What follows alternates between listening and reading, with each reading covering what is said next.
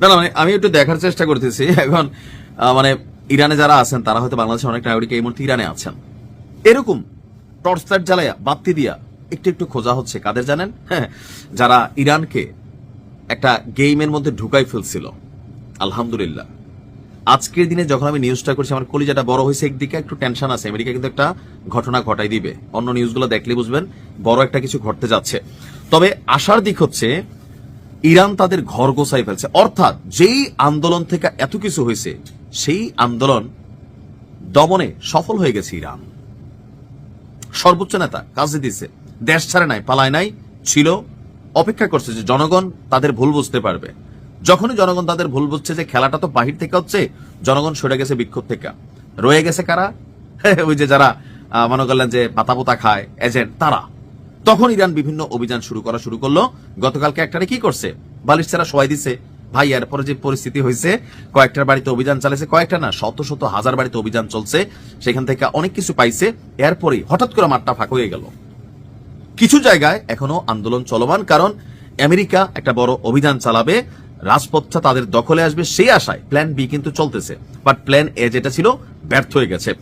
গত কয়েক দশকের মধ্যে সবচেয়ে বড় যে বিক্ষোভের মুখোমুখি ইরান সরকার হয়েছিল, ঠিক 16 থেকে 17 দিনের মাথায় এসে এই বিক্ষোভটাকে কন্ট্রোলে নিয়েছে মোটামুটি 98% ইরান, অর্থাৎ আন্দোলন গতি হারিয়ে ফেলেছে, এটা নিস্তেজ হয়ে গেছে।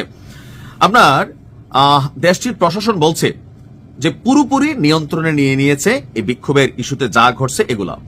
তেহরান বিশ্ববিদ্যালয়ের প্রফেসর ফুয়াদ ইজাদি আন্তর্জাতিক গণমাধ্যম আল জাজিরাকে দেওয়া সাক্ষাৎকারে বলছেন যে গত 2 থেকে 3 দিনের মধ্যে রাজপথে বড় ধরনের কোনো বিক্ষোভ বা দাঙ্গার ঘটনা আর ঘটে নাই, অর্থাৎ প্রটেস্টররা ঠান্ডা হয়েছে।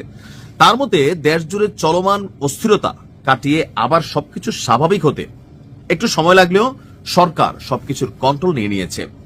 গত বৃহস্পতিবার নির্বাসিত ক্রাউন প্রিন্স রেজা পাহালবির আহ্বানে হাজার হাজার মানুষ আবেগের বসে রাস্তায় নেমে আসছিল, তখন পরিস্থিতি নিয়ন্ত্রণের বাইরে চলে গেছে, যেখানে পশ্চিমা মিডিয়া বলছে 12,000-এর বেশি মানুষ মারা গেছে। বাংলাদেশের আয়তনের তুলনায় ইরান কিন্তু 15 গুণ বড়, কিন্তু মানুষ কম, 9 কোটি। ইরানের জনগণ হচ্ছে 9 কোটি, সাইজে বাংলাদেশ 15টার সমানেরা। তো ইরানের সরকারি সূত্র বলছে 2000+, 2200-2300, তবে সরকার কখনো সঠিক বলে না, এটাই বাস্তব। বলা হচ্ছে যে এখন আস্তে আস্তে ইন্টারনেট, কিছু কিছু অফিস আদালত সরকারি প্রতিষ্ঠান যেখানে না দিলেই না, কারণ অর্থনীতি এর সাথে কানেক্টেড, দেশের ইন্টারনাল অর্থনীতি ধ্বংসের মুখে চলে গেছে, এজন্য ইন্টারনেট পরিস্থিতি একটু স্বাভাবিক হচ্ছে, মোবাইলের নেটওয়ার্ক ফিরে আসছে।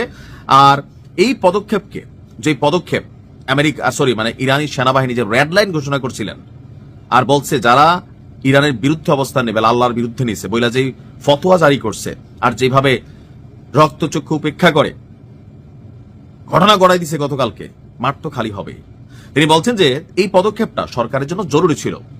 গত বছরে যেই ঘটনা ঘটছে তখনও আপনার মোসাদ এখন ইরানকে শুধুমাত্র প্রটেস্টরদেরকে বন্ধ করার জন্য বা তাদের আন্দোলনকে গতিহারা করার জন্য ইন্টারনেট বন্ধ করছে না, তার দাবি হচ্ছে গত জুনে যখন 14 দিনের একটা লড়াই হলো, সেই সময় যে মোসাদ তাদের ইন্টারনেটকে ব্যবহার করে নানান গুজব, নানান ভিডিও আরবি ভাষায়, পুরা সেম ইরানি ভাষায় কইরা টইরা একটা অবস্থান তৈরি করছে। এইবার এই কাজটা আরো অনেক গুণ বাইরে গেছিল।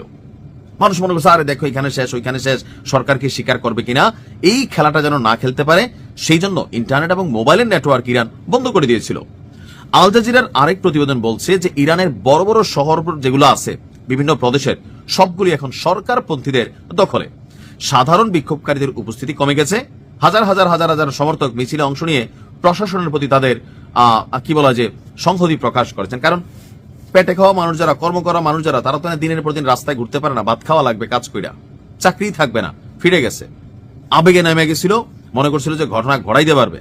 আর এই গেল 2-1 বছরের মধ্যে যতগুলো আন্দোলন হয়েছে, সবচেয়ে সেরা কঠিন ঝুঁকি ইরানেরটা ছিল।